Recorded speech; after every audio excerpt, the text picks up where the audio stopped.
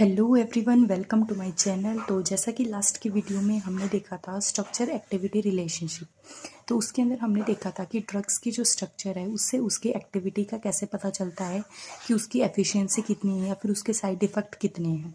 तो उसी का कुछ पोर्शन रह गया था, वही हम आज की वीडियो में कवर करेंगे। तो शुरुआत करते हैं। तो नेक्स्ट चीज़ आती है इसके अंदर relation of chemical structure and physiological activity, मतलब जो ड्रग्स है हमारे पास उसका केमिकल स्ट्रक्चर है और उसकी जो फिजियोलॉजिकल एक्टिविटी है उनके बीच में रिलेशन क्या है।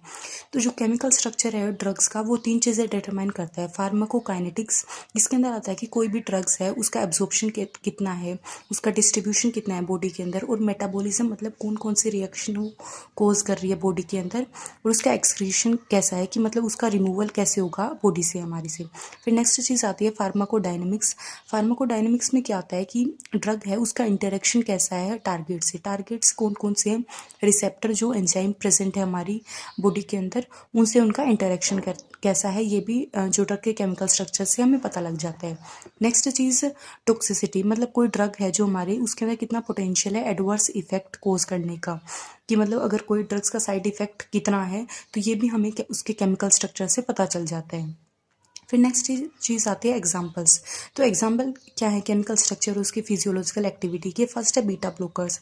बीटा ब्लोकर्स क्या होता है, ये क्लास है ड्रग्स की जो ब्लॉक करती है action of beta adrenergic receptor, तो इसके एक्शन को ब्लॉक करती है। इसका एक्शन क्या है कि ये ब्लॉक करेगा एक्शन ऑफ एपिनेफ्रिन। एपिनेफ्रिन क्या है, एड्रेनलिन का ही दूसरा नाम है, और ये वाइसरल फंक्शन को कंट्रोल करता है। ये न्यूरोट्रांसमीटर के जैसे भी काम करता है और हार्मोन के जैसे भी काम करता है। तो क्या चीज़ बता रहा है कि जो बीटा ब्लोकर है वो एक क्लास है ड्रग्स की जो क्या काम करती है, वो बीटा एड्रेनर्जिक जो रिसेप्टर प्रेजेंट है उनके एक्शन को ब्लॉक करती है। उनका एक्शन क्या होता है, एपिनेफ्रिन को रिलीज करना, तो एपिनेफ्रिन भी रिलीज नहीं होगा, जो कि एक हार्मोन और न्यूरोट्रांसमीटर के जैसे काम करता है और वाइसरल फंक्शन को कंट्रोल करता है। एड्रेनलिन का ही दूसरा नाम है ये।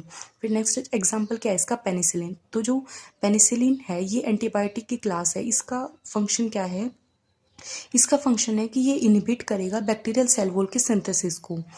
तो जो बैक्टीरियल सेल वॉल है वो सिंथेसाइज नहीं होगी अगर पेनिसिलिन को इनटेक किया जाता है। तो एग्जांपल इसका एमोक्सिसिलिन की, मतलब एमोक्सिसिलिन जब लेंगे हम तो ये बैक्टीरियल सेल वॉल की सिंथेसिस को इनहिबिट करेगा और ये एंटीबायोटिक की क्लास के अंडर आता है। फिर नेक्स्ट एग्जांपल है ओपियोइड्स। ओपियोइड्स क्या है, ये एक ड्रग्स की क्लास है जो कैसे वर्क करती है। ये ओपियोइड रिसेप्टर जो प्रेजेंट होते हैं हमारे ब्रेन और स्पाइनल कोड के अंदर। ब्रेन स्पाइनल कोड हमारा सेंट्रल नर्वस सिस्टम के अंदर आता है, तो सीएनएस के अंदर ब्रेन और स्पाइनल कोड आता है। उसके अंदर जो ओपियोइड रिसेप्टर प्रेजेंट है उनसे ओपियोइड बाइंड करेगा और एनाल्जेसिया प्रोड्यूस करेगा। एनाल्जेसिया का मतलब क्या है कि जो पेन हो रहा है हमें वो चीज़ हमें फील नहीं होगी। तो ऑपरेशन होता है जैसे कई बार पेशेंट्स का, तो उन्हें ओपियोइड्स दिए जाते हैं ताकि ऑपरेशन के टाइम पे उन्हें पेन फील ना हो। इसका एग्जांपल है मॉर्फिन। मॉर्फिन दी जाती है पेशेंट को ताकि उन्हें पेन फील ना हो और एनाल्जेसिया प्रोड्यूस हो। तो ये भी एक ड्रग्स की क्लास है जो ओपियोइड रिसेप्टर जो हमारे ब्रेन स्पाइनल कोड के अंदर प्रेजेंट होते हैं उनसे बाइंड करती है और एनाल्जेसिया प्रोड्यूस करती है। तो ये थे example of chemical structure and physiological activity. तो आज की वीडियो में हमने देखा relation of chemical structure and physiological activity और उसके कुछ फैक्टर जो डिटरमाइन करते हैं उसे, फार्माकोकाइनेटिक्स, फार्माकोडायनेमिक्स एंड टॉक्सिसिटी, और उसके कुछ एग्जांपल। तो मिलते हैं नेक्स्ट वीडियो में नेक्स्ट टॉपिक के साथ। जब तक के लिए ऑल द बेस्ट।